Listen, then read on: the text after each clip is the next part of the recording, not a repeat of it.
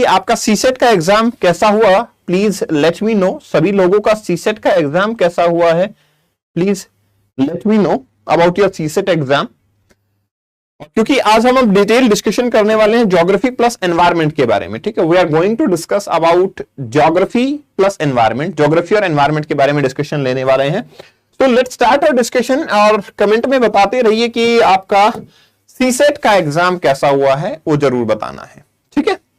चलिए हम ज्योग्राफी और एनवायरमेंट की बात करें ना यार, तो इस बार ज्योग्राफी और एनवायरमेंट ने आपके एग्जाम में बूम मचा दिया। मतलब भर के क्वेश्चन दिए हैं, क्वेश्चन के नंबर इतने हैं कि वी कांट से कि ज्योग्राफी और एनवायरमेंट छोड़ दो, ठीक है। ये हम बोल ही नहीं सकते, हम बोल ही नहीं पाएंगे कि ज्योग्राफी और एनवायरमेंट छोड़ दो, क्योंकि यहां पर नंबर ऑफ क्वेश्चंस आप देखोगे तो these are awesome number of questions. काफी ज्यादा क्वेश्चंस जो हैं वो आपके आए हैं ज्योग्राफी एनवायरमेंट से, ठीक है। राजवीर का सवाल है हिस्ट्री कब खत्म हुआ। हिस्ट्री राजवीर खत्म नहीं हुआ है, अ लिटिल इशू, इसलिए हम पहले ज्योग्राफी और एनवायरमेंट को डिस्कस कर लेते हैं, उसके बाद हिस्ट्री को वापस से रिज्यूम करेंगे with the same power. Okay चलिए, तो क्वेश्चन नंबर 1, अच्छा सेट ए को डिस्कस कर रहे हैं, that everyone knows. CSAT कैसा गया पहले ये बताओ, सी सेट कैसा गया। ओके ठीक है, तो यहां पे बात करते हैं पहले तो हम ज्योग्राफी के बारे में। तो एक तो 1 से 20 तक डायरेक्टली क्वेश्चन आपके ज्योग्राफी प्लस एनवायरमेंट से ही है, 1 to 20 डायरेक्टली आपके ज्योग्राफी प्लस एनवायरमेंट से। तो पहला ही क्वेश्चन देखते हैं, consider the following statement, Jhelum river passes through the Wular lake, ठीक है। पहली स्टेटमेंट दी है Jhelum river passes through the Wular lake, दूसरी है Krishna river directly feed the Kolleru lake, और तीसरा है मींडरिंग of Gandak river formed कवरताल lake, ठीक है। देखो यहां पे झेलम रिवर और वुलर लेक आपकी फ्रेश वाटर लेक है, that you know, Jammu and Kashmir के अंदर लाई करती है, और डेफिनेटली झेलम रिवर ही इसको ड्रेन करती है। तो ये तो स्टेटमेंट हुई सही, ठीक है, दिस इज राइट।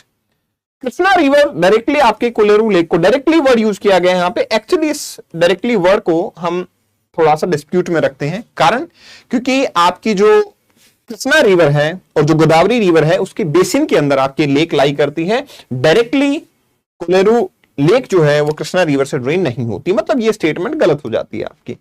मींडरिंग आपको पता है कि रिवर जब आपकी स्ट्रेट मूव ना करके आपकी रिवर जो है वो आपके पाथ को चेंज कर रही हो, तब वो क्या करती है, it led to the development of oxbow lake, ये ऑक्सबो लेक बनाती है।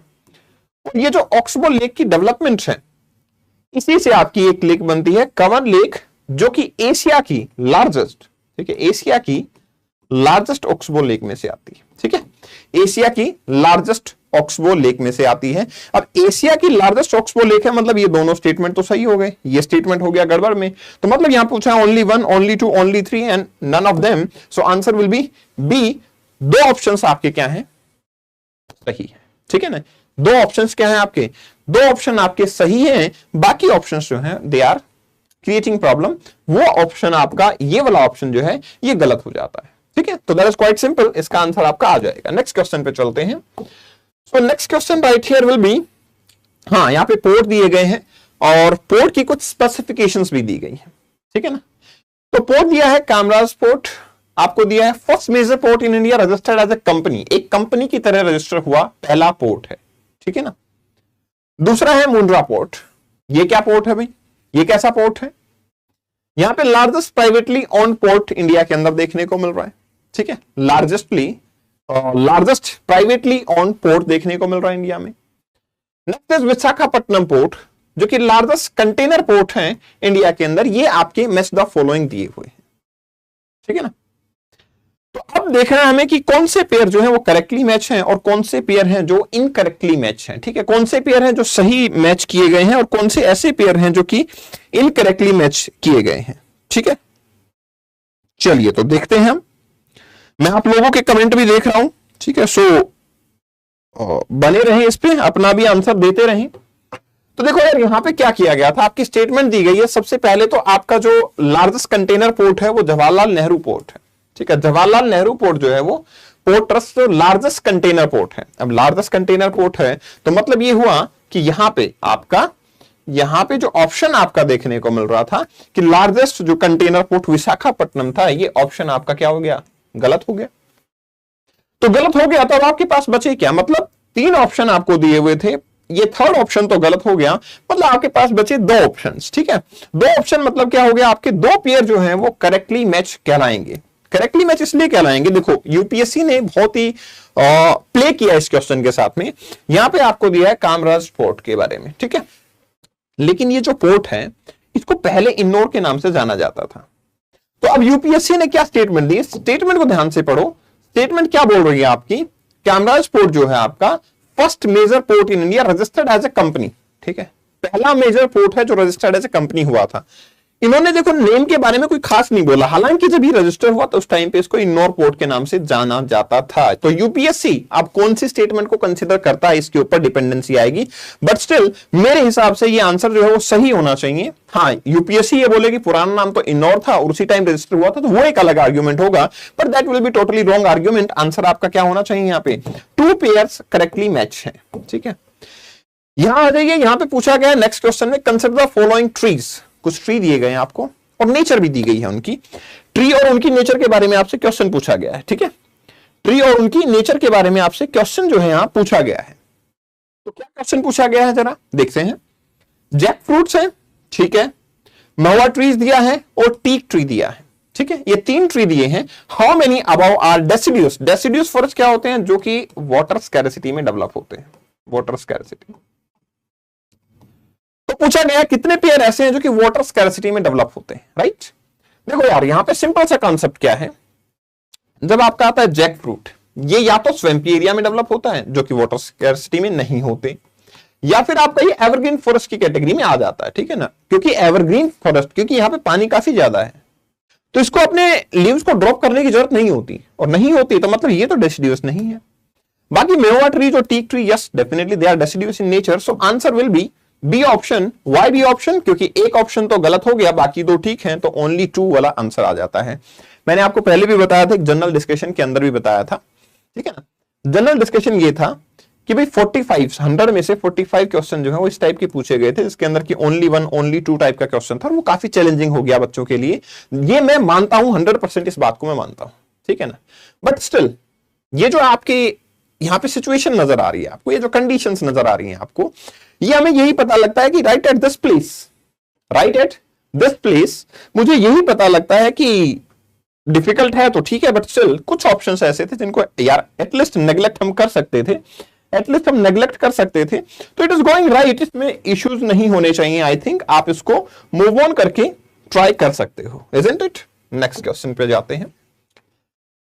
नेक्स्ट क्वेश्चन आपका क्या है, देखिए नेक्स्ट क्वेश्चन जो है आपका वो देखने को मिल रहा है right here. Consider the following statements. क्या क्या स्टेटमेंट है, India has more arable area than that of the China.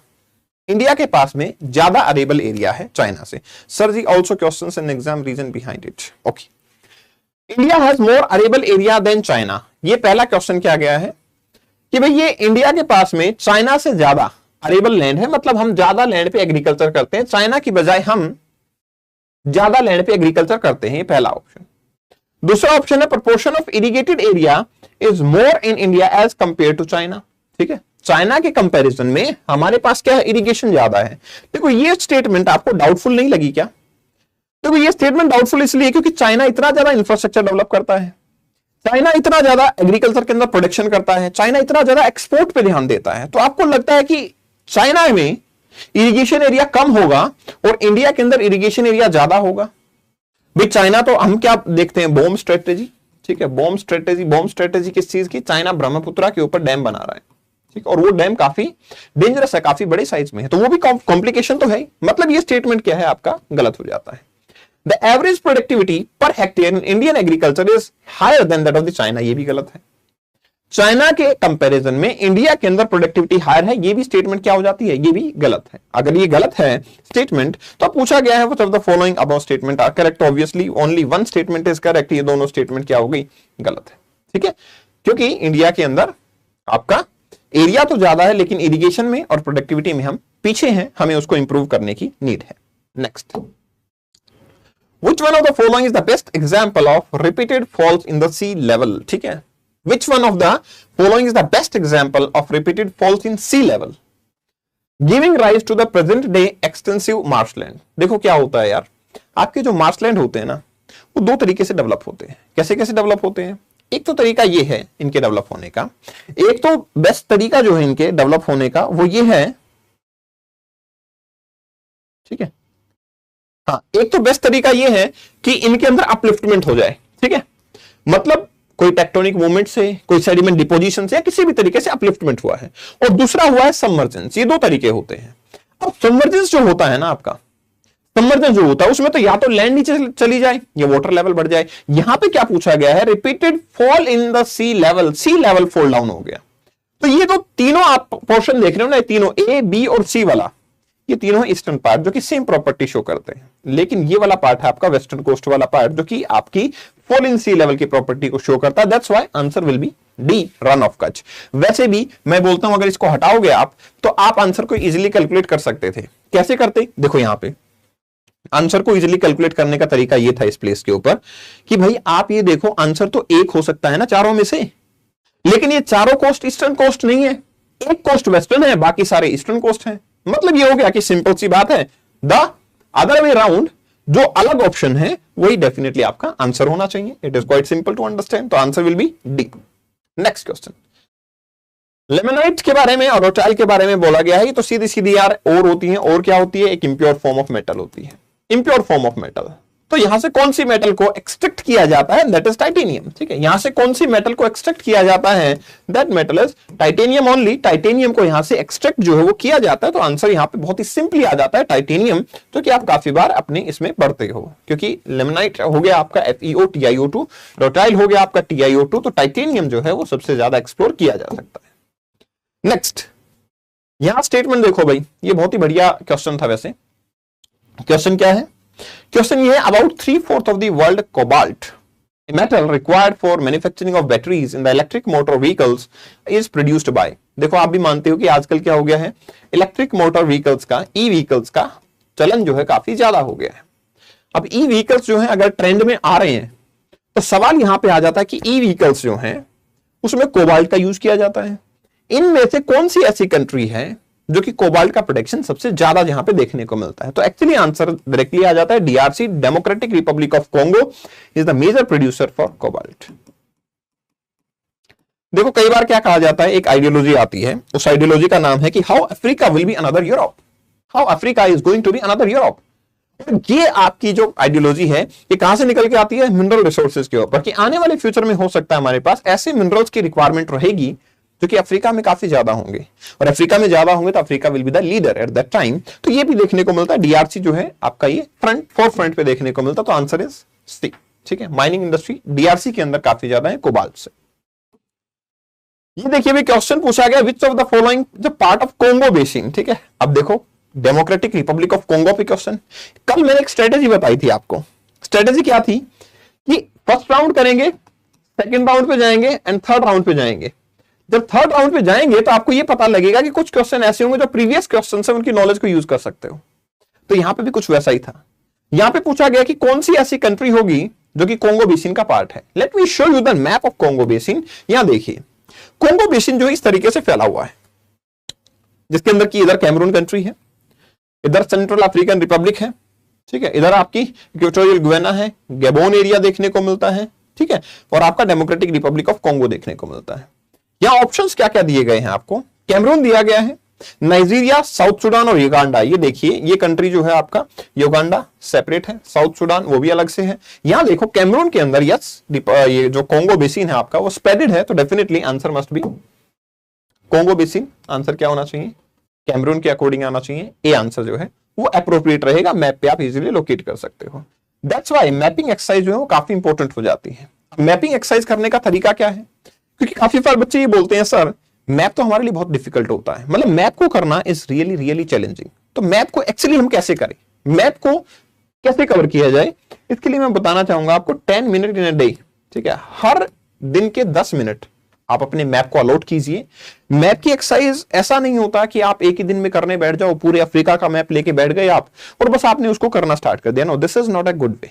ये अच्छा तरीका नहीं है। अच्छा तरीका ये होगा कि आप हर रोज 10 मिनट अपने टेबल के सामने मैप को रखो, उसकी प्रैक्टिस करते चले जाओ। That will be the far better way. Next important question, हाँ ये बहुत ही अमेजिंग क्वेश्चन था। आई थिंक ये सबका सही हो जाना चाहिए। बट अगर नहीं हुआ है तो फिर गड़बड़ है, हमें उसकी पढ़ाई को थोड़ा सा इंप्रूव करना पड़ेगा, तभी हम इसको सही कर पाएंगे। देखो, कंसीडर द फॉलोइंग स्टेटमेंट्स, कुछ स्टेटमेंट दी गई है। क्या है statement? Amarkantak hills are at the confluence of Vindhya and Sahyadri ranges. UPSC आपकी भावनाओं के साथ खेल गया। विंध्या एंड सह्याद्री, जो लोग थोड़ा सा जल्दी में थे वो सह्याद्री को सतपूरा पढ़ गए होंगे, और जिन्होंने पढ़ लिया उन्होंने सही कर दिया होगा इस ऑप्शन को। लेकिन यहां सह्याद्री रेंजेस है, सतपुरा रेंजेस नहीं लिखा, जो कि ऑप्शन को क्या कर देता है? गलत। नेक्स्ट क्या है? बिलगिरिरंगन हिल्स जो है constitute the eastern most part of Satpura ranges, Satpura ranges का ईस्टर्न मोस्ट पार्ट है। Seshachalam hills they constitute the part of Western Ghats. ठीक है, तो ये तो आपकी कंडीशन दी गई है, तीन आपकी लोकेशंस दी गई हैं, तीनों लोकेशन के अकॉर्डिंग आंसर आपका क्या आता है? डी। क्यों? अमरकंटक में गलती क्या हो गई? सतपुरा से।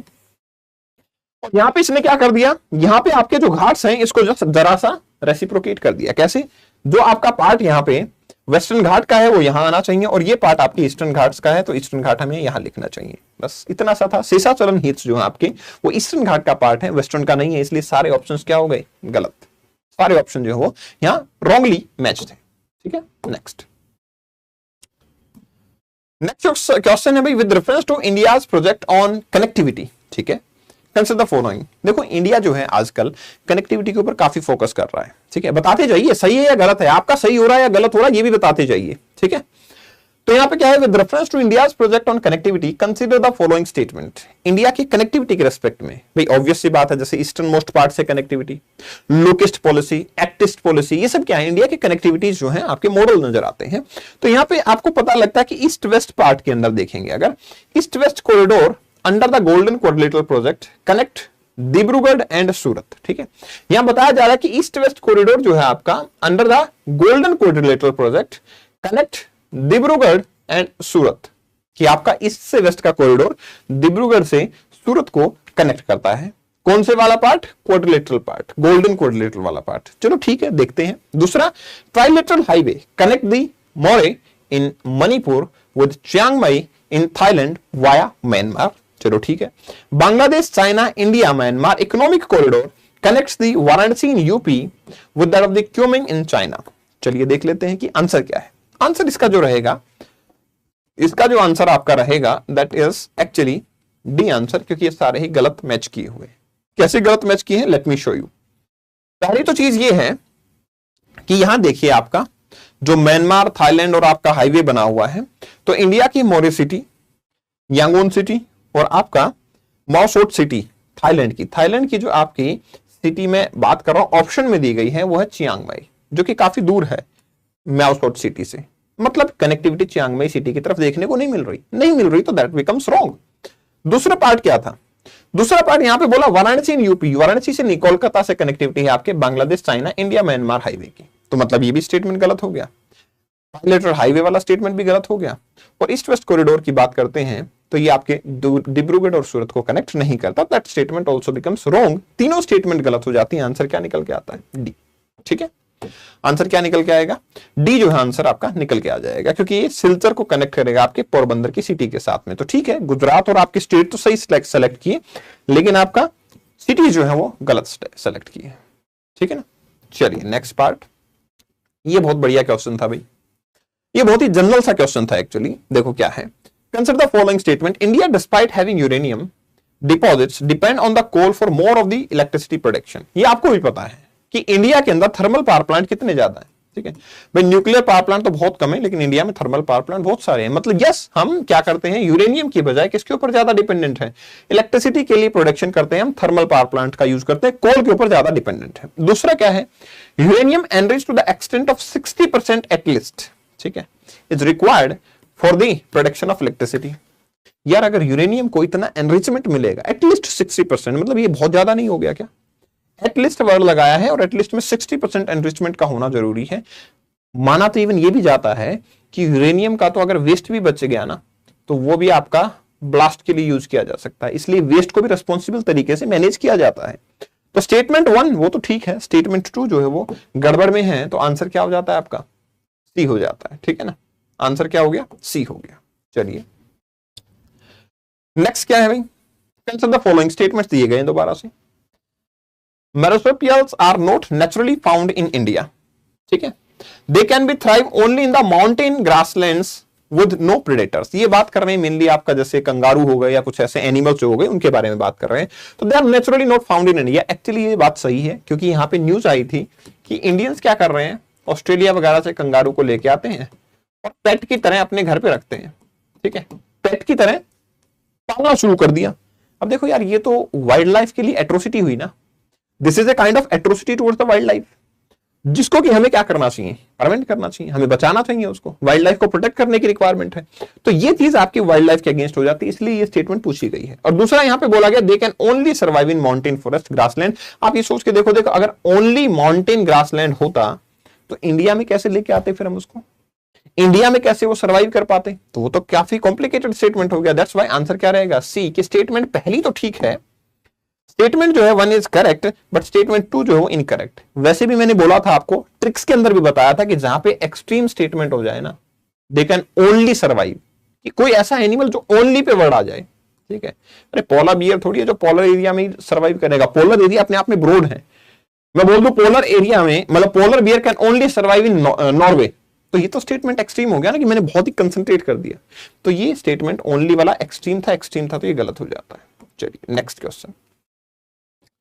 इन्वेजिव स्पीसीज के बारे में पूछा है. भाई इन्वेजिव स्पीसीज क्या होते हैं, एक ऐसा स्पीसीज जिसको हम लाएं और किसी एरिया के अंदर आ गया अगर, तो उस एरिया के अंदर काफी ज्यादा अटैक करेगा, दूसरे स्पीसीज के लिए वल्नरेबिलिटी क्रिएट कर देगा. जैसे कि मैं एक तरीके से बोल सकता हूं, टेक्निकली गलत है लेकिन समझाने के लिए बता रहा हूं मैं. जैसे ह्यूमन एक इन्वेजिव स्पीसीज अगर हो जाता है, हो भी रहा है आजकल, कि फॉरेस्ट है उनको कट कर दिया, माउंटेन्स है उनको कट कर दिया, तो जो आपके ऑर्गेनिजम्स हैं, living organism other than the human beings, उनके लिए हम एक थ्रेट का ही काम कर रहे हैं. अब थ्रेट का काम अगर हम कर रहे हैं तो हमारे लिए क्या हो गया, दिक्कत वाली बात है. तो पूछा गया ये इन्वेजिव स्पीसीज ग्रुप डेजिग्नेशन देता कौन है, तो ये देता IUCN, international union for conservation of nature. IUCN की एक रेड डेटा बुक है, वो भी पता होगा आपको. ये क्या बताती है आपको, ये बताती है आपको कि कौन सा स्पीसीज एंडेंजर्ड है, कौन सा क्रिटिकली एंडेंजर्ड है, कौन सा एक्सटिंक्ट होने वाला है. ये सब नॉलेज जो है आपकी IUCN की बुक, रेड डेटा बुक देती है. और इसी के अंदर आपका क्या होता है, इन्वेजिव स्पीसीज भी IUCN के अकॉर्डिंग ही स्टेटस दिया जाता है. चलिए, तो answer will become A automatically, answer आपका ए हो जाता है. Next question. Lion tail macaque के बारे में है, मलाबार सिवेट के बारे में है, सांबर डियर के बारे में. How many of the above are generally nocturnal more and most of the time active in the sunset. मतलब ये है कि नाइट टाइम पे कौन से लोग हैं जो एक्टिव रहते हैं. देखो भाई, जो लॉइन टेल मॉक है ये तो आपका डे टाइम पे एक्टिव रहता है. ठीक है ना, ये डायरनल है, 100% डायरनल है. ठीक है, इसको तो रात को अपना मोशन करने की कोई ऐसा शौक है नहीं. हाँ, ये दोनों जो हैं 100% आई कैन से कि हाँ ये मतलब डाउन टाइम पे, मतलब सनसेट या सनराइज होता है उस टाइम पे एक्टिव रहता है. और ये तो सांबर डियर, तो यस ये नॉक्टरल नेचर है. तो मतलब ये हुआ कि एक जो लॉइन टेल्ड मॉस्क है वो तो एक्टिव नहीं रहता नाइट में, बाकी जो है वो नाइट में एक्टिव रहते हैं. तो इसलिए स्टेटमेंट क्या हो जाती है आपका बी, कि आपके only 2 pairs are correct. 2 pair जो है इसमें से आपको वो करेक्ट नजर आते हैं. Next question. Which of the following organism perform the waggle dance? एक चीज बताऊं मैं, जिन लोगों का ज्योग्राफी ऑप्शनल था ना, they are very much confident. ठीक है, they are very much confident in prelims exam. कारण सिंपल है कि ज्योग्राफी और एनवायरमेंट की स्टडी हम ज्योग्राफी ऑप्शनल में काफी डिटेल में करते हैं, और जिन लोगों ने वो चीजें पढ़ी हैं वो लोग इन क्वेश्चंस को बड़ी आसानी से अटेम्प्ट कर पाए.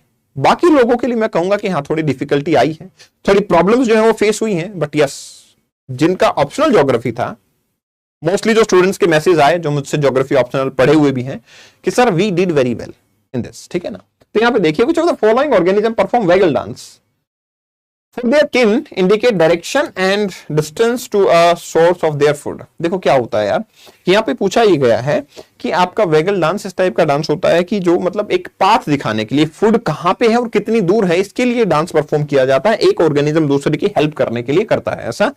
ये होते हैं आपके हनी बीज, जिनका मेनली टास्क होता है, आपको पता है हनी बी के ऊपर गवर्नमेंट का काफी ज्यादा फोकस आजकल चल रहा है, तो इसलिए ये बेसिकली न्यूज में आ जाता है. तो honey bee are the right answer, जो कि आपका परफॉर्म करते हैं वैगल डांस, जो बताता है एक दूसरे को कि कहां पे फूड है और कितनी डिस्टेंस के ऊपर आपका फूड जो है वो अवेलेबल है. ये चीज हमें बताते हैं. ठीक है, next. Consider the following statements. कुछ स्टेटमेंट आपको कंसिडर करनी है. ठीक है, स्टेटमेंट क्या है? सम मशरूम्स हैव मेडिसिनल प्रॉपर्टीज। देखो ये क्वेश्चन जो है, मैं कहूंगा कि अगर आप इसकी टेक्निकलिटी में जाओगे क्वेश्चंस की, तो हो सकता है ये क्वेश्चन आपको डिफिकल्ट लगे, हो सकता है ये क्वेश्चन की टेक्निकलिटी में जाओ तो आपको डिफिकल्ट लगे। लेकिन अगर इसको जनरल पर्सपेक्टिव से अगर आप सॉल्व करो, जनरल पर्सपेक्टिव से अगर आप इस क्वेश्चन को सॉल्व करोगे तो आपको ये बड़ी इजी क्वेश्चन लगेगा, बहुत ही आसान लगेगा ये क्वेश्चन। कैसे लगेगा? Let me show you. Some mushroom have medicinal property. देखो यार, ये कोई ऐसी रिजिड स्टेटमेंट है क्या?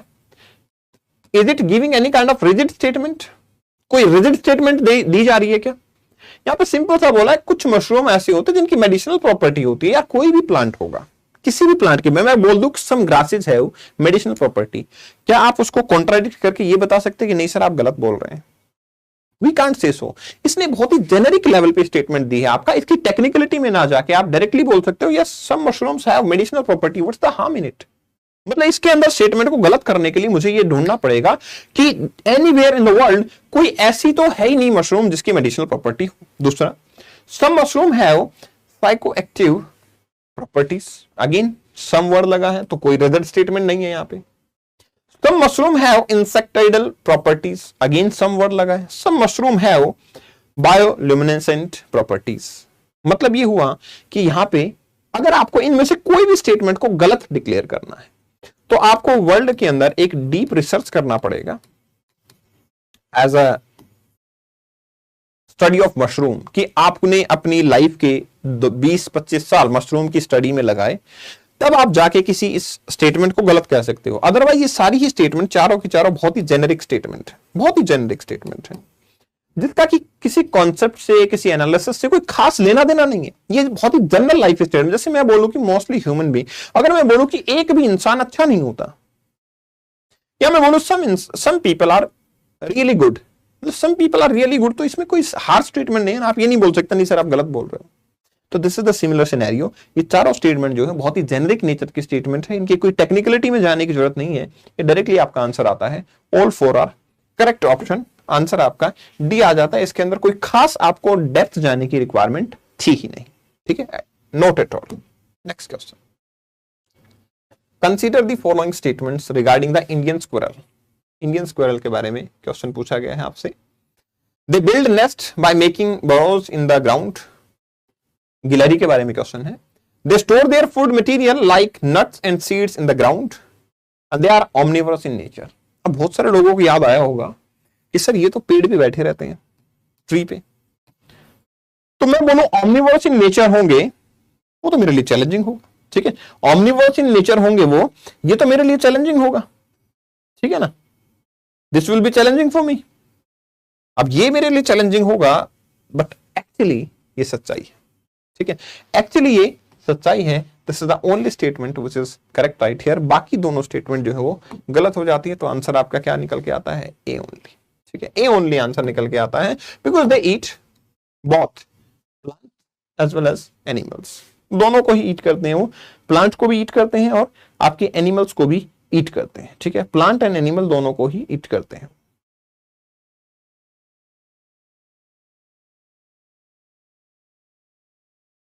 ठीक है, प्लांट एंड एनिमल्स दोनों को ही कंज्यूम करते हैं। ठीक है ना, ऐसा ही क्वेश्चन आना चाहिए, बट ऐसे क्वेश्चन सारे आएंगे तो आपकी कट ऑफ भी 200 जाएगी। फिर राजवीर 200 कट ऑफ जाएगी, फिर हमारे लिए वो कॉम्प्लिकेशन होगा। नेक्स्ट क्वेश्चन देखो। नेक्स्ट क्वेश्चन क्या है यार? Some of the microorganisms can grow in the environment with temperature above the boiling point. Again देखना, अगेन यही इस क्वेश्चन से करेक्टर मिलाओ इसका, इस क्वेश्चन से दोबारा करेक्टर मिलाओ इसका। यहां पे सम पे स्टेटमेंट थी। इन द सिमिलर सिनेरियो यहां पे भी स्टेटमेंट्स क्या देखने को मिल रही हैं आपको? यहां पे देखने को मिल रहा है some of the microorganisms can grow in the environments with temperature above the boiling point of water. कि बॉइलिंग पॉइंट ऑफ वाटर से अबव, ठीक है, क्या होगा? बॉइलिंग पॉइंट से अबव टेम्परेचर पे कुछ माइक्रो ऑर्गेनिजम्स जो हैं वो ग्रो किए जा सकते हैं। ये पहला स्टेटमेंट हुआ। दूसरा क्या है? Some of the microorganisms can grow in the environment with temperature below freezing point. Some of the microorganisms can grow in the highly acidic environment with pH level below 3। अब आप बताओ फिर से, क्या ये ही statement आपके mushroom वाले क्वेश्चन की तरह स्टेटमेंट नहीं है? क्या बहुत ही जेनेरिक स्टेटमेंट नहीं है? क्या इसमें कोई कॉम्प्लिकेटेड स्टेटमेंट ऐसी है जिसका कोई खास कंक्लूजन निकलता है? क्या कोई ऐसे रिसर्च मुझे पता है कि जो ये मना कर दे कि नहीं, कोई माइक्रो ऑर्गेनिज्म ऐसा नहीं है जो कि हाईली एसिडिक एनवायरनमेंट के अंदर सर्वाइव कर सके? आई डोंट थिंक सो कि कोई ऐसे रिसर्च है हमारे पास जो ये बताए कि यार सर्वाइवल पॉसिबल ही नहीं है। About the boiling point survival of micro organism is not possible, ये कोई स्टेटमेंट ऐसी पॉसिबल नहीं है। सम वर्ड लगा है, हाँ ये कहता मोस्ट ऑफ, ठीक है, अगर यहां पे स्टेटमेंट होती most of the micro organism, तो मोस्ट तो नहीं होता यार, ये कोई जनरल बात तो नहीं है कि अबाउट द पॉइंट आपका देखने को मिले, जनरल बात नहीं है, सम ऑफ तो हो सकता है, पॉसिबल है, कोई दिक्कत नहीं है। तो आंसर क्या हो जाता है आपका यहाँ पे? सी स्टेटमेंट जो है आपकी वो सही हो जाती है। All the three statements are correct, तीनों ही स्टेटमेंट क्या हो जाती हैं आपके आंसर के अकॉर्डिंग सही है। ठीक है, देखो अब इससे क्या सीखने को मिलता है, कई बार हम क्या करते हैं, हमारी जो आउटकम्स हैं एग्जाम के अंदर वो छोटे एक एक क्वेश्चन के लिए बदल जाती है।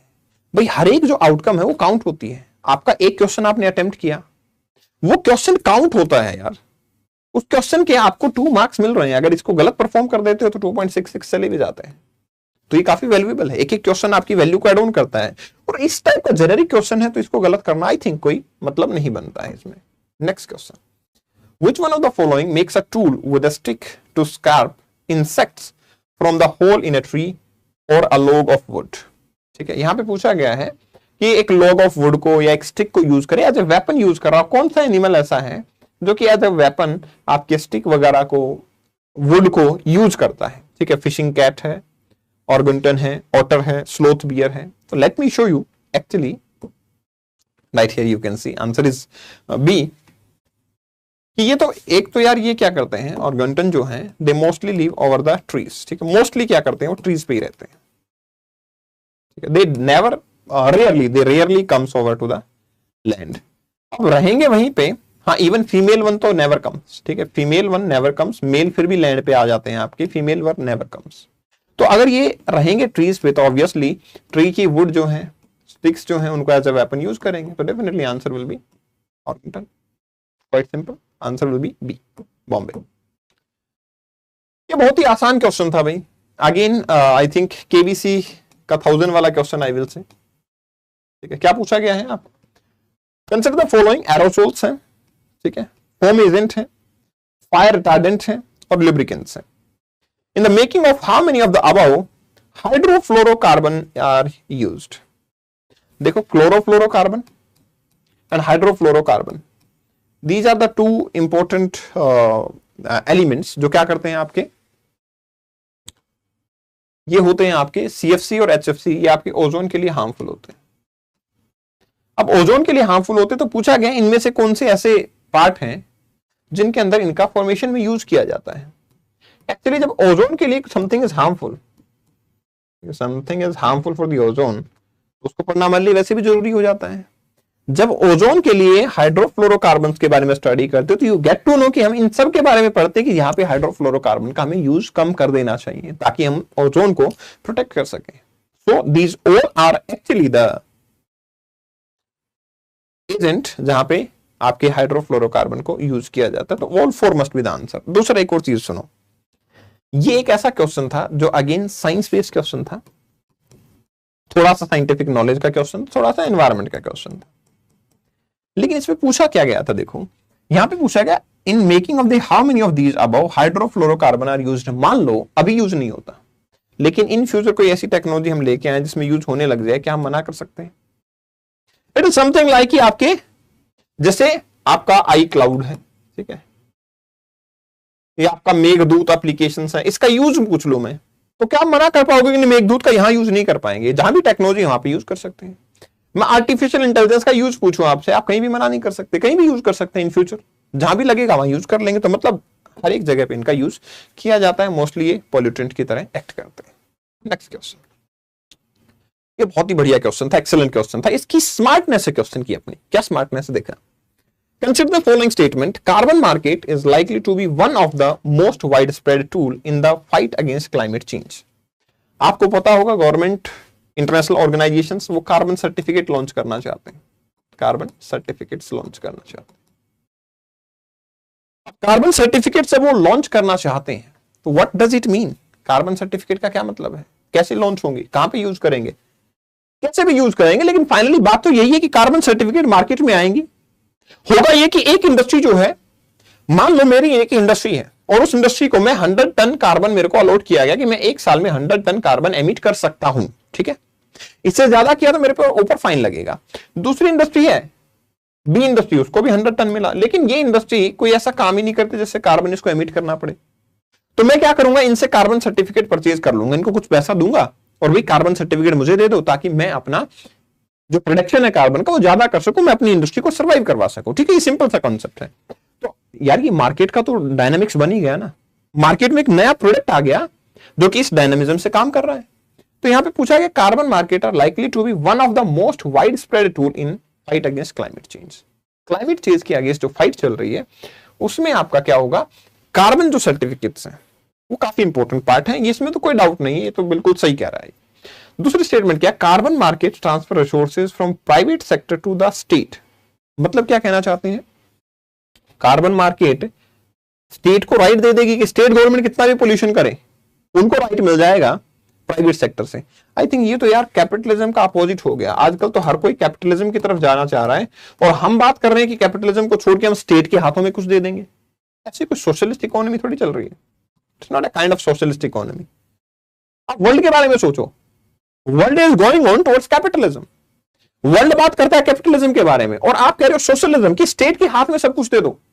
तो ये स्टेटमेंट तो यार कोई सेटिस्फैक्टरी स्टेटमेंट नहीं लग रही। या कोई भी हो, गवर्नमेंट को भी तो कार्बन सर्टिफिकेट मिलने चाहिए कि भाई तुम भी इससे ज्यादा पोल्यूशन नहीं कर सकते, तभी तो लेवल प्लेइंग फील्ड होगा। गवर्नमेंट भी तो अपनी पीएसयू चलाती है, तो गवर्नमेंट क्या अपनी मर्जी से कितना भी पोल्यूशन करती रहेगी, हम उसको सारे कार्बन सर्टिफिकेट दे देंगे? पॉसिबल नहीं है, गलत है वो। ये तो आपका लेवल प्लेइंग फील्ड नहीं होगा। So that is right. At this place हम ये कह सकते हैं कि at this place we can say कि ये स्टेटमेंट तो गड़बड़ में है। गड़बड़ में है तो देखो, statement 1 is correct, statement 2 is correct, ये तो ऑप्शन नहीं चूज कर सकते। Statement 1 is correct, 2 is correct, ये भी नहीं कर सकते। Statement 1 is correct, 2 is incorrect, ये स्टेटमेंट कहीं कहीं सेटिस्फेक्शन लग रहा है, तो आंसर हम क्या दे देंगे, सी। क्योंकि स्टेटमेंट 1 जो है वो तो करेक्ट है।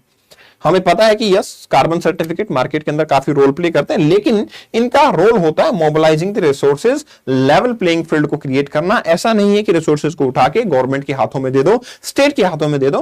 This is not a solution. ये कोई सॉल्यूशन नहीं है, ये कोई जेन्युइन आउटकम नहीं है, to be frank. Quite simple to understand. Okay, next question. फिर से एक आसान सा क्वेश्चन बायोफिल्टर्स के बारे में। With reference to the role of biofilters in recirculating aquaculture system, consider the following statement. Biofilters provide waste treatment by removing uneaten fish feed. ठीक है, ये क्या करते हैं आपके बायोफिल्टर्स? वेस्ट ट्रीटमेंट प्रोवाइड करते हैं by removing uneaten fish feed. मान लो हमने फिश के लिए कोई खाना दिया, ठीक है, और फिश ने नहीं खाया, तो बायोफिल्टर्स को हटा देंगे। दूसरा, biofilters convert ammonia present in fish waste to nitrate. जो अमोनिया है उसको नाइट्रेट में कन्वर्ट करती हैं। चलो ठीक है। Biofilter increase the phosphorus as a nutrient for fish in water. ठीक है, देखो बायोफिल्टर्स का यूज क्या है। देखो, ये एक टाइप के ऑर्गेनिजम्स होंगे जो कि फिल्ट्रेशन का काम करेंगे। अब फिल्ट्रेशन उसका किया जाता है, उस चीज से फिल्ट्रेशन किया जाता है जो कि हार्मफुल हो। भाई बायोफिल्टर का काम क्या होगा, जो ओशियन के अंदर गंदगी है उसको साफ करे तो कुछ काम आएगा। हम फिशेज को कुछ खाना दें और उसी को क्या कर दे, खराब कर दे, तो वो काम नहीं आने वाला। तो ये स्टेटमेंट तो सही नहीं लग रही। दूसरा, इनका काम है फिल्टर करना, फिल्टर करके ठीक है कुछ कन्वर्जन वगैरह करना, दैट इज फाइन, ये तो ठीक है। लेकिन यहाँ पे फॉस्फोरस को बढ़ाना, ये कैसे बढ़ाएंगे, वो भी इनके लिए चैलेंजिंग होगा। अगर चैलेंजिंग होगा तो आंसर इनका क्या आ जाता है, फिर आपका answer will B A one only. सिर्फ ये एक ऑप्शन ठीक है और ऑप्शन सेकंड जो है वो ठीक है कि ठीक है आपके नाइट्रेट को अमोनिया में कन्वर्ट कर देते हैं। बाकी ये दोनों काम इनके बस की बात नहीं है, ये काम नहीं करते हैं ये। तो आंसर क्या होगा, one only will be the right answer. ठीक है, नेक्स्ट देखो भाई, यूपीएससी कई बार क्या करता है, मैच द फॉलोइंग जब भी आता है ना, तो स्टेटमेंट को उल्टा सीधा घुमा देता है। ठीक है, कैसे घुमाता, देखो यहां पे पूछा गया कि कुछ आपके ऑब्जेक्ट हैं स्पेस में और इधर की तरफ आपके डिस्क्रिप्शंस दिए हुए हैं इसमें। ठीक है ना, उधर आपके कुछ ऑब्जेक्ट हैं स्पेस के अंदर और इधर की तरफ आपको कुछ डिस्क्रिप्शंस दिए हुए हैं। जैसे सेफॉइड के बारे में बात की गई है, एक giant cloud of dust and gas into the space. आपको याद है कि हम जब बिग बैंग पढ़ते हैं, बिग बैंग थ्योरी के बारे में बात करते हैं, तो या तो ये तो गैसियस नेबुला के बारे में बात की जाती है। ठीक है, this is something gaseous nebula के बारे में बात करते हैं कि गैस का जायंट जो है आपका पार्ट देखने को मिलता है, वो गैसियस नेबुला था, बट एग्जैक्टली सेफाइड से क्यों कनेक्ट कर रहा है? तो मतलब क्या हो गया इससे? तो आपके माइंड में ये भी क्लिक हो जाना चाहिए कि यार फिर तो नेबुला भी गलत ही कनेक्ट किया होगा इन्होंने। एक्चुअली ये स्टेटमेंट क्रिस क्रॉस कर दी इन्होंने। सेफाइड होते हैं वो स्टार्स जो कि ब्राइटन होते हैं और आपके पीरियडिकली डिम होते चले जाते हैं। और ये स्टेटमेंट पल्सर्स की, ये स्टेटमेंट बिल्कुल सही कनेक्टेड है कि ये न्यूट्रॉन स्टार होते हैं जो कि क्या करते हैं, आपका कोलैप्स हो जाते हैं और उसके बाद में कुछ कुछ लाइट जो है एमिट करते रहते हैं। तो दैट इज क्वाइट फाइन। और वैसे भी इसकी जगह नहीं है किसी के साथ में इंटरचेंज करने की। यहाँ पे दो स्पेस अवेलेबल है, गड़बड़ में है, ये दोनों गड़बड़ में है, तो मतलब only one is the right answer. A जो है वो ठीक पार्ट रहेगा, बाकी तो ये दोनों स्टेटमेंट गड़बड़ में आ गई है। तो बहुत सिंपल सा है। देखो यार ज्योग्राफी जो है और एनवायरमेंट में ये बोलूंगा कि देखो ज्यादा नंबर में भी क्वेश्चन थे और सिंपल क्वेश्चन पूछे हुए थे। ऐसा कोई डिफिकल्ट क्वेश्चन नजर नहीं आ रहा, ऐसा क्वेश्चन नहीं नजर आ रहा कि बहुत ही ज्यादा डिफिकल्ट हो, तो वो क्वेश्चन नहीं है। इट इज सिंपलेस्ट क्वेश्चन जो है आपके पास में वो अवेलेबल थे इस प्लेस के ऊपर। तो मतलब यहाँ पे जो एज बना गया वो आसानी से क्लियर कर सकता है अपने एग्जाम को। कट ऑफ में पहले बता चुका हूं, मेरे हिसाब से 85 प्लस माइनस 1 मार्क्स होगी और मैं -1 की फेवर में हूं। 84 आपकी कट ऑफ इस बार होनी चाहिए। उसका कारण बहुत सिंपल है कि यूपीएससी ने पिछली बार तो एक्सपेरिमेंटल लेवल पे ओनली 1 स्टेटमेंट 2 स्टेटमेंट वगैरह वगैरह दिया था, इस बार तो 45 क्वेश्चन इसी लेवल पे दे दिए। तो मतलब ये तो बहुत ही हार्मफुल इंपैक्ट पहुंच गया हमारे लिए, ठीक है, दिक्कत है। चलो नेक्स्ट क्वेश्चन, गोल्ड के बारे में क्वेश्चन पूछा गया। Sorry, consider the following statement regarding mercury pollution. ठीक है, मर्करी के बारे में क्वेश्चन है। Gold mining activity is the source of mercury pollution in the world. ये आपका जो डाउन टू अर्थ एक मैगजीन आती है उसकी डायरेक्ट स्टेटमेंट उठाई हुई है, डायरेक्ट डाउन टू अर्थ की डायरेक्ट स्टेटमेंट उठाई हुई है यूपीएससी ने। Gold mining activity is the source of mercury pollution in the world. ठीक है, coal based thermal power plant cause mercury pollution. There is no known safe level of exposure to mercury. ठीक है, मतलब ये हुआ कि gold से हमें मरकरी का पोल्यूशन बढ़ जाता है, पहली चीज, ठीक है ना। दूसरा, coal based thermal power plant, yes thank you Rajveer, coal based thermal power plant जो है वो भी मरकरी का सोर्स होते हैं। और फिर हमें ये देखने को मिलता है कि safe level of exposure mercury के लिए हमें अवेलेबल नहीं है। देखो गोल्ड माइनिंग के अंदर क्या किया जाता है, जैसे हमारी कोलार गोल्ड फील्ड है, ठीक है ना, ये भी इवन मरकरी का बहुत बड़ा सोर्स है, जिसकी वजह से क्या देखने को मिला था कि हमारी जो फिशेस थी ना उनके अंदर भी मरकरी का अमाउंट बढ़ गया था।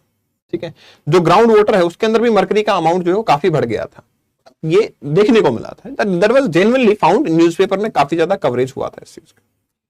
थर्मल पावर प्लांट वो भी मरकरी पोल्यूशन करते हैं, एंड डेफिनेटली हमारे पास अभी तक तो कोई नॉन सोर्स ऐसा नहीं है, कोई सेफ पार्ट ऐसा नहीं है, safe level of mercury exposure की हाँ वो सेफ लेवल हो सके, इसलिए सारी स्टेटमेंट जो है आपकी वो सही हो जाती हैं। Statement are correct, C option 33 statements हैं, तीनों स्टेटमेंट क्या है सही हो जाती हैं।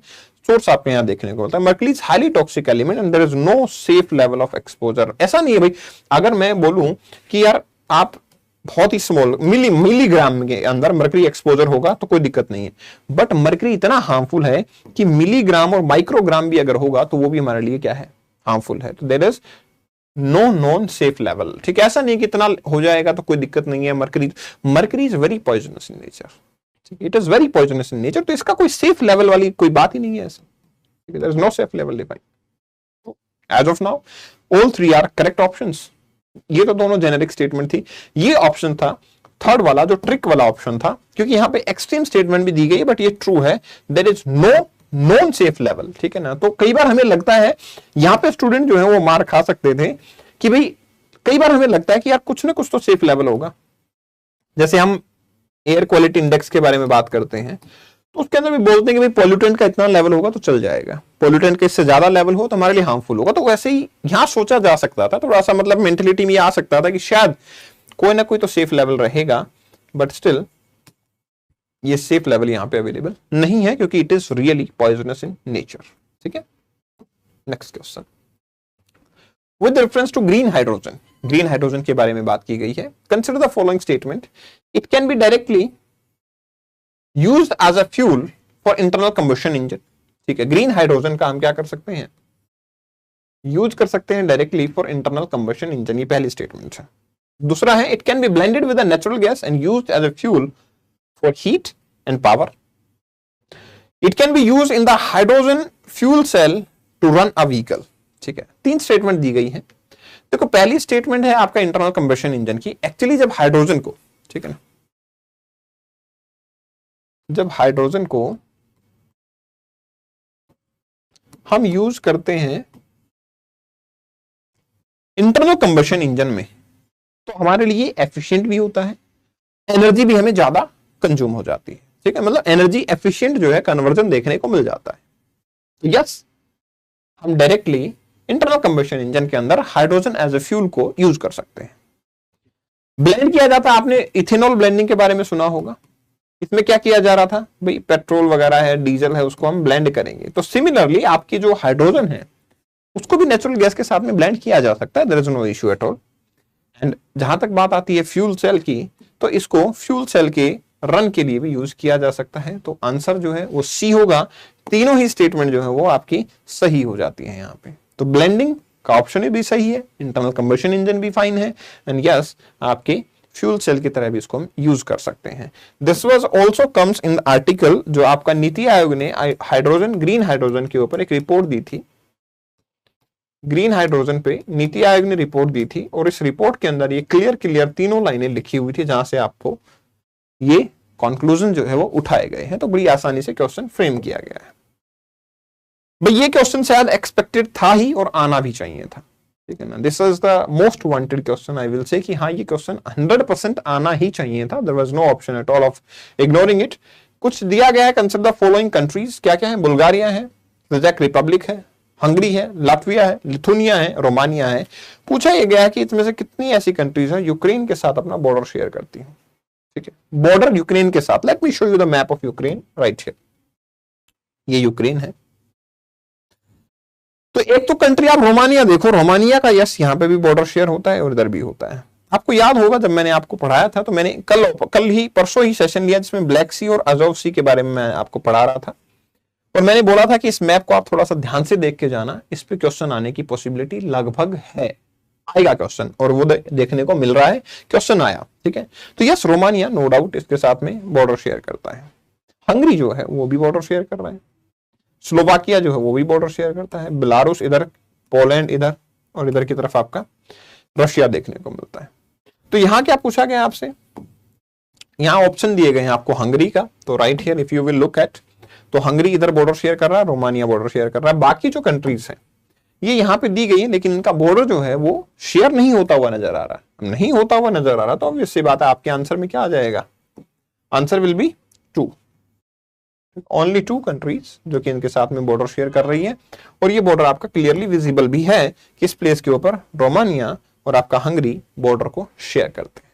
ठीक है, या क्वाइट इजी आई थिंक। और ये मतलब ये तो यार ये तो जेन्युइन राइट था। इफ समवन विल से कि सर ये क्वेश्चन डिफिकल्ट लगा और क्यों पूछा, मतलब ये तो जेन्युइन था, यूपीएससी को ये क्वेश्चन तो पूछना ही चाहिए था। अगर हम इतना अवेयर नहीं है तो yes we are lacking at some point, कहीं ना कहीं हम लैक कर रहे हैं।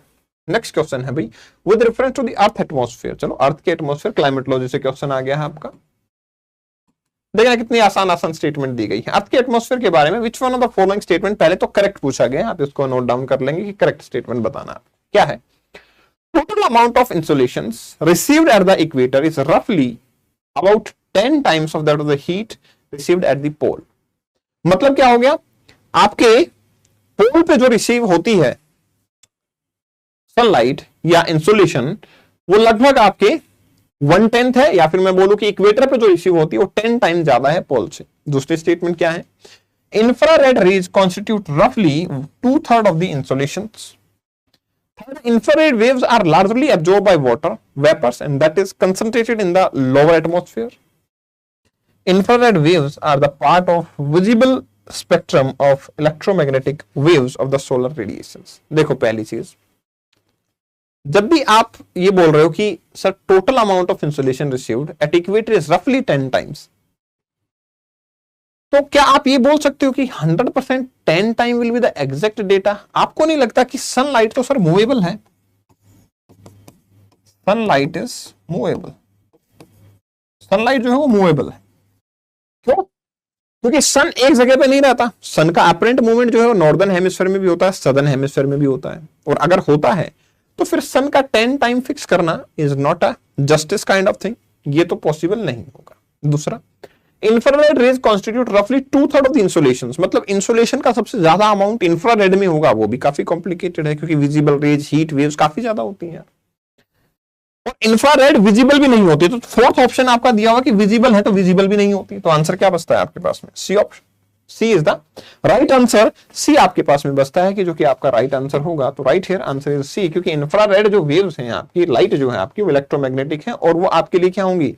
Basically they are, humans can detect it as a heat, but वो हमारे लिए आई से डिटेक्ट नहीं होती, विजिबल नहीं होती। तो आंसर जो है आपका वो आ जाता है D is wrong, C is the right answer. Next question again statement based question है, ठीक है। क्या स्टेटमेंट? बहुत ही आसान स्टेटमेंट थी, very very easy question, I think easiest question ever. क्या क्वेश्चन है देखो, the soil in the tropical rain forest is rich in nutrient, ठीक है। Soil in the tropical rain forest, ठीक है, soil in tropical rain forest is rich in nutrient. जो tropical rain forest हैं जिनमें आपका एवरग्रीन टाइप ऑफ फॉरेस्ट होते हैं, जहां रेनफॉल काफी ज्यादा होती है, यहां पूछा गया कि रिच इन न्यूट्रिएंट है। नो, ऐसा नहीं हो सकता। क्यों? क्योंकि एक प्रोसेस होता है लीचिंग। लीचिंग क्या प्रोसेस होता है कि जब आपके सॉइल के ऊपर रेनफॉल चल रहा होता है तो ये क्या करते हैं? एब्जॉर्ब कर लेते हैं न्यूट्रिएंट को और नीचे चले जाते हैं, वाटर के अंदर डिसॉल्व होते हैं, ठीक है ना। और वाटर के अंदर डिसॉल्व होकर न्यूट्रिएंट सॉइल के नीचे चले जाते हैं। तो आपका ट्रॉपिकल रेन फॉरेस्ट में न्यूट्रिएंट रिच नहीं होते।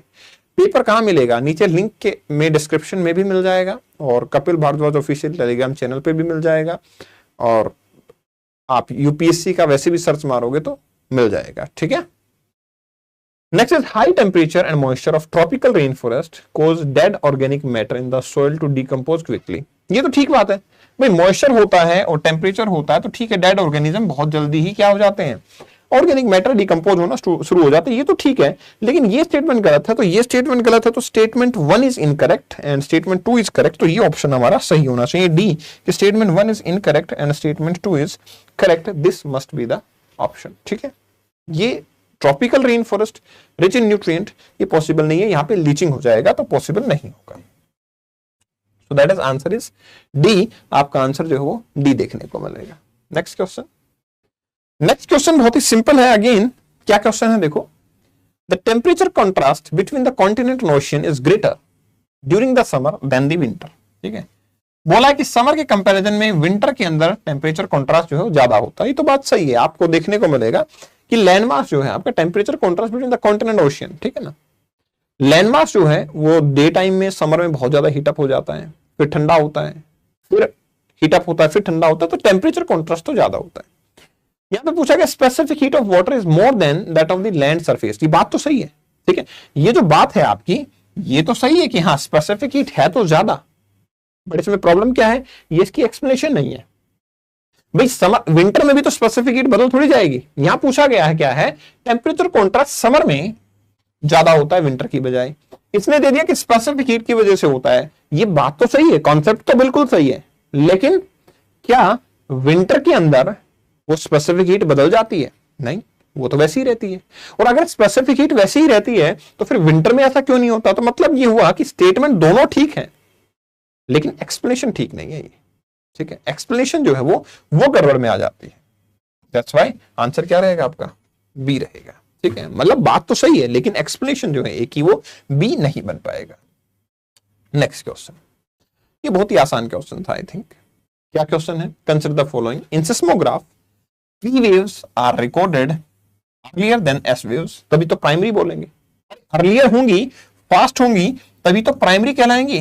आप भी तो प्राइमरी क्लास में पहले ही गए थे। When you approach to your school, तो प्राइमरी क्लास तो पहले ही गए थे ना आप। तो P waves will be recorded earlier, बिल्कुल सही है, than that of the S wave। दूसरा, in P wave the individual particle vibrates to and fro। to and fro को बोलते हैं longitudinal nature। to and fro मतलब होता है longitudinal nature। जैसे साउंड वेव होती है ना, वैसे जैसे मैं अभी बोल रहा हूं तो मैंने बोला तो क्या होगा? जैसे मैंने बोला तो क्या होगा? प्रेशर लगेगा। प्रेशर लगेगा इन पार्टिकल्स पे, तो इन पार्टिकल से आगे प्रेशर जाएगा, फिर उससे आगे प्रेशर जाएगा, प्रेशर लगातार मूव करता रहेगा। और ये होता है लॉन्गिट्यूडनल मोशन।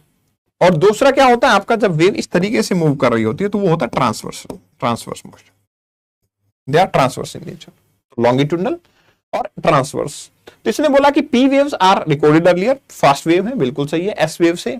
और दूसरा है कि टू एंड फ्रो, यस, तो दोनों ही स्टेटमेंट क्या हो जाती हैं, सही हो जाती हैं, both statements are correct. Answer क्या आ जाएगा फिर आपका, सी देखने को मिलेगा, answer is C right here, ठीक है। तो यस, आंसर क्या बन जाएगा आपका, आंसर रहेगा आपका सी, दोनों ही स्टेटमेंट क्या रहेंगे यहाँ पे, सही रहेंगे। नेक्स्ट क्वेश्चन आता है, with reference to the coal based thermal power plant in India consider the following statement, none of them use sea water. देखो यहां पे पूछा गया कि coal based thermal power plant पे इंडिया के अंदर स्टेटमेंट्स हैं, none of them use sea water, कोई भी इनमें से सी वाटर को यूज नहीं करता है। आपको नहीं लगता ये एक्सट्रीम स्टेटमेंट है? None of them is set up in the water stress district, water stress district में कोई भी थर्मल पावर प्लांट इंडिया में ऐसा नहीं है जो वाटर स्ट्रेस डिस्ट्रिक्ट में हो, extreme statement again. And none of them is privately owned, मतलब कोई भी ऐसा बंदा नहीं है जो कि प्राइवेटली अपना थर्मल पावर प्लांट चलाता हूं। यार ये स्ट्रेंज है, मतलब ये सारी चीजें एक्सट्रीम है, एक्सट्रीम तो आंसर नहीं होता है, ठीक है ना। एक्सट्रीम जो है वो यूपीएससी सिविल सर्वेंट्स के लिए आंसर नहीं होता है, आंसर नहीं होता तो आंसर बनना चाहिए फिर इसका डी, क्योंकि एक्सट्रीम स्टेटमेंट आपको कोई एक्सट्रीम लेवल पे थोड़ी जाना, ना आपको एक्सट्रीम गुस्सा करना, ना आपको एक्सट्रीम ऐसा सॉफ्ट हो जाना, हर चीज का बैलेंस होना चाहिए। ये तो सारी स्टेटमेंट ही क्या थी, एक्सट्रीम थी। None of them, none of them, none of them, मतलब एक्सट्रीमिटी, तो extremity is not a solution, ठीक है। Extremity is not a solution, बोले नन है तो हम भी आंसर नन दे देंगे, बात खत्म हो गई, ठीक है। नो आंसर बिल्कुल सही है। नेक्स्ट क्वेश्चन, नेक्स्ट क्वेश्चन है भाई, वोलाबाचिया मेथड के बारे में बात की गई। ये मेथड बहुत ज्यादा न्यूज में था। क्या हुआ था, वो ये था यार कि जो इंसेक्ट से डिजीज वगैरह स्प्रेड होते हैं ना, कितना अच्छा हो कि अगर हम इंसेक्ट के अंदर ही क्या कर दें, उसके कैरेक्टर को चेंज कर दें, मतलब उसकी जो नेक्स्ट जनरेशन आने वाली है उसको कुछ इस तरीके से मॉडिफाई करें कि नेक्स्ट जो प्रोजेनी होगा उसके कैरेक्टर टोटली अलग होंगे। मतलब ये होगा कि हम क्या कर सकते हैं, जो भी वायरल डिजीज हैं उनको स्प्रेड होने से रोक सकते हैं, किसका, मॉस्किटोज का यूज करके, मॉस्किटो का ही यूज करके इनको कुछ मॉडिफाई करके इनके डीएनए वगैरह को चेंज करके हम क्या कर दें, अपने प्रोटेक्शन कर लें अगर, तो वो मेथड यहां पे देखने को मिला था, काफी ज्यादा न्यूज में था, इसलिए डायरेक्टली क्वेश्चन इसके ऊपर देखने को मिल गया है, ठीक है। Right statement, answer is A, quite simple. Next question है, spreading finely ground basalt rocks on farmland extensively. कुछ स्टेटमेंट दी गई हैं कि आपको क्या करना है, बसाल्ट रॉक्स को फार्मलैंड के ऊपर स्प्रेड करना है, पहली स्टेटमेंट। दूसरा, increasing the alkalinity of the oceans by adding lime, ocean की अल्कलिनिटी बढ़ना। तीसरा है, capture the carbon dioxide release by the various industries and pumping into the abundant subterranean mines, मतलब आपकी जो कार्बन डाइऑक्साइड रिलीज होती है इंडस्ट्रीज से उसको आपके सबटेरिन के अंदर डाल देना। पूछा गया है कि इनमें से कौन सी ऐसी एक्टिविटी है जो कार्बन कैप्चर या कार्बन सिक्वेस्ट्रेशन में काम आती है, मतलब एटमॉस्फेयर के अंदर अगर कार्बन को कम करना है हमें तो इनमें से कौन सी एक्टिविटी काम आती है। देखो क्या होता है, spreading finely ground basalt rocks on farmland extensively. अगर मैं बसाल्ट रॉक्स को फार्मलैंड पे रखता हूं तो ये क्या करेंगे, ये कार्बोनेट्स बनाते हैं कार्बन डाइऑक्साइड का यूज करके, मतलब कार्बन सिक्वेस्ट्रेशन हो जाएगा, मतलब कार्बन को एब्जॉर्ब करेंगे। इंक्रीजिंग अल्कलिनिटी, तो ओशन के अंदर भी क्या होगा, अल्कलिनिटी बढ़ेगी तो ये एसिडिफाई होना स्टार्ट हो जाएंगे, तो मतलब क्या होगा, ये कार्बन CO2 से रिएक्शन करना स्टार्ट करेंगे, और अगर कार्बन डाइऑक्साइड जो रिलीज हो रही है उसको कैप्चर करना तो कार्बन अपने आप कम हो जाएगा। तो तीनों मेथड ऐसे जिससे कार्बन क्या हो सकता है, कम हो सकता है एटमॉस्फेयर के अंदर। बहुत ही जनरल सा मोड है कार्बन को हम एब्जॉर्ब करने के लिए। तीनों ही ऑप्शन होंगे, आंसर होगा सी, तीनों ही ऑप्शन सही है, कार्बन सिक्वेस्ट्रेशन हो सकता है। यहां देखिए नेक्स्ट स्टेटमेंट है, नेक्स्ट क्वेश्चन 76 है, according to United Nation World Water Development Report 2022, India extract more than a quarter of world's groundwater withdrawal each year। ठीक है, मतलब क्या हो गया, United Nation World Water Development Report 2022 कहती है कि इंडिया वर्ल्ड का 1/4 ऑफ वाटर जो है, ग्राउंड वाटर जो है एक्सट्रैक्ट करता है। ठीक है, India need to extract more than a quarter of world water to fulfill the need of 18% of world population living in its territory। तो ये बात तो सही है कि इंडिया में वर्ल्ड की 18% पॉपुलेशन रहती है, और वर्ल्ड की 18% पॉपुलेशन जो है उसके लिए एक्सट्रैक्शन ऑफ वाटर किया जाता है इंडिया के अंदर। यहां पे India world Water Development report बिल्कुल बताती है कि इंडिया एक्सट्रैक्शन ऑफ वाटर जो है वो करता है, लेकिन ये इसकी वजह से नहीं, एक्सप्लेनेशन नहीं है। ऐसा थोड़ी है कि 1/4 हमारे पास वर्ल्ड की पॉपुलेशन रहती है इसलिए हम 1/4 करते हैं, राइट? एक्सप्लेनेशन नहीं है ना। 18% की जगह हो सकता था 17 हो, 16 हो, 15 हो, हमें तो जितना करना वो करना। हम ज्यादा कहां पे यूज करते हैं? इरिगेशन के अंदर यूज करते हैं। तो हम ये कह सकते हैं एग्रीकल्चर की वजह से हमारे पास क्या हो सकता है, हम ज्यादा एक्सट्रैक्शन ऑफ ग्राउंड वाटर कर रहे हैं। तो बात तो दोनों ठीक है, लेकिन क्या है इनके अंदर एक्सप्लेनेशन जो है वो सही नहीं बैठती है। ये इसका रीजन नहीं हो सकता, स्टेटमेंट जो है वो रीजन नहीं हो सकती। बात दोनों ही सही है लेकिन एक्सप्लेनेशन सही नहीं है। ठीक है, नेक्स्ट, इन इंडिया। अब देखो बहुत कम ऐसे क्वेश्चन रह गए हमारे जो ज्योग्राफी के हैं। सो प्रोबेबली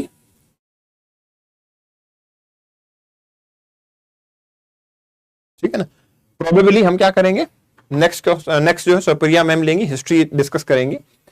तो ये देख लेते हैं। Consider the following statement in India the biodiversity management committee are the key realization of the objective of Nagoya protocol. यहां बोला गया है कि बायोडाइवर्सिटी मैनेजमेंट कमेटीज जो हैं आपकी वो नेगोया प्रोटोकॉल के लिए की रियलाइजेशन करती है, मतलब इंप्लीमेंट करती है। Biodiversity management committee have important function in determining the access and benefit sharing including power of levying collection fees on excess of biological resources within jurisdiction। पूछा गया है भी नेगोया प्रोटोकॉल जो कि आपके पर्सिस्टेंट ऑर्गेनिक पॉल्यूशन को प्रिवेंट करने के काम आती है, उसमें बायोडाइवर्सिटी मैनेजमेंट कमेटी एक की रोल प्ले करती है। डेफिनेटली इंडिया के अंदर तो यही करती है, बायोडाइवर्सिटी मैनेजमेंट कमेटी काफी इंपॉर्टेंट रोल प्ले करती है आपके पॉल्यूटेंट्स को प्रिवेंट करने के लिए। दूसरा, biodiversity management committee have important functions जैसे कि टैक्स लगाना, फीस कलेक्ट करना, ये सारे फंक्शन। तो डेफिनेटली ये दोनों काम ही बायोडाइवर्सिटी मैनेजमेंट कमेटी करती है। तो दोनों स्टेटमेंट सही है। आंसर आपका क्या हो जाता है इस केस में? C option, both 1 and 2 are correct. यहाँ पे क्वेश्चन है पूरे इंडिया में थोड़ी ग्राउंड वाटर यूज करते हैं। हाँ, पूरे इंडिया में ग्राउंड वाटर यहाँ पे बोला गया है कि 18% एक्सट्रैक्शन किया जाता है उसकी नीड को फुलफिल करने के लिए। That is all, that is the final finish statement. तो यहाँ पे क्वेश्चन और पूछा गया है आपसे। क्वेश्चन क्या कह रहा है आपको? क्वेश्चन आपसे पूछा गया है कि गोल्ड के रिलेटेड क्वेश्चन है ये, ठीक है ना, गोल्ड से रिलेटेड क्वेश्चन है। इकोनॉमिक का एनालिसिस नहीं, इकोनॉमिक्स का एनालिसिस नहीं हुआ है अभी। इकोनॉमिक्स का analysis will happen very soon,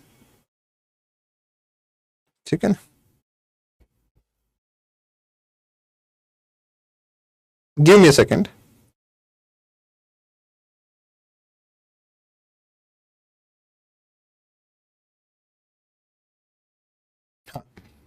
यहां पे क्या क्वेश्चन है? Consider the following statement. Statement 1 है Switzerland is one of the leading exporter of gold in terms of value. Switzerland value के टर्म में एक लीडिंग एक्सपोर्टर ऑफ गोल्ड है, ठीक है। दूसरा, Switzerland has the second largest gold reserve in the world. देखो Switzerland no doubt कि क्या है आपका लीडिंग प्रोड्यूसर है, ठीक है। Switzerland no doubt is the leading producer, no doubt इनके पास में गोल्ड रिजर्व भी आपके सेकंड लार्जेस्ट है। बट क्या आप ये कह सकते हो कि क्योंकि इनके पास में सेकंड लार्जेस्ट है गोल्ड रिजर्व, इसलिए one of the leading producer है? भाई ऐसे तो रिजर्व बहुत सारे लोगों के पास में है, लेकिन रिजर्व होने का मतलब ये नहीं होता ना कि एक्सपोर्टर है, मतलब रीजन नहीं है ना ये इसका। स्टेटमेंट दोनों ठीक है, वो तो ठीक है, लेकिन ये इसका रीजन तो नहीं बन सकता ना, रीजन तो नहीं बन सकता ना ये इसका। तो that is a issue actually, reason जो है आपका वो नहीं बन पाएगा। तो आपकी एक्सप्लेनेशन तो करेक्ट है, ठीक है ना, बट रीजन जो है नहीं बन सकता। एक्सपोर्टर अगर बात करेंगे तो स्विट्जरलैंड नो डाउट एक्सपोर्टर है, एक्सपोर्टर है स्विट्जरलैंड नो डाउट, लेकिन रीजन नहीं बन सकता। और हाँ, सेकंड लार्जेस्ट रिजर्व की बात करते हैं तो एक और इंपॉर्टेंट चीज है कि United State largest gold reserve है with more than 8000 metric ton gold reserve यहां पे देखने को मिलते हैं। और ये लगभग आपके जर्मनी से तो ट्वाइस है, जर्मनी के बाद में फ्रांस में भी है, इटली में भी है। तो मतलब स्टेटमेंट ये भी गड़बड़ में है। ये वाला जो पार्ट है आपका दिस विच वन रिजर्व वाला, सेकंड लार्जेस्ट रिजर्व, ये रिजर्व भी नहीं है उनके पास में, ठीक है ना। तो this was the basically situation. तो आंसर की स्टेटमेंट ये गलत हो जाती है और ये स्टेटमेंट ठीक है कि ये एक्सपोर्ट तो करते हैं लेकिन रिजर्व जो है इनके पास में बहुत ज्यादा नहीं है, रिजर्व है बट बहुत ज्यादा नहीं है, एक्सपोर्टर के तौर पे है। तो मतलब मैं ये कहूंगा यार कि देखो आपका एग्जाम जो है, अब मैं हिस्ट्री की डिस्कशन लेके जाऊंगा, बट मैं ये कहूंगा कि एग्जाम जो है उसमें ज्योग्राफी का जो पोर्शन है उसको मैं ये कह सकता हूं out of geography plus environment, out of them 4 to 5 question yes ये डिफिकल्ट थे, बाकी क्वेश्चंस डुएबल थे, आप कर सकते थे।